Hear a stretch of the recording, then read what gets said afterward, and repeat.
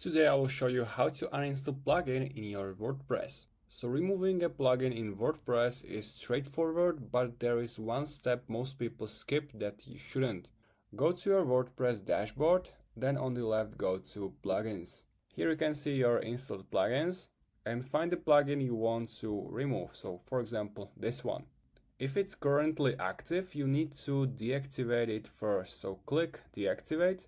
And next step is to delete that plugin. So click delete and you have to click OK to confirm. And this plugin was successfully deleted. The reason you deactivate it before deleting is simple. Some plugins don't clean up properly if you delete them while they are still running. So you have to deactivate it before deleting, otherwise it may crash and leave some files in your WordPress website. Also, you can remove it directly from the file manager, but as I said, it's better to deactivate it first and then remove it in WordPress. If you have any questions, make sure to comment, also make sure to subscribe, and see you next time.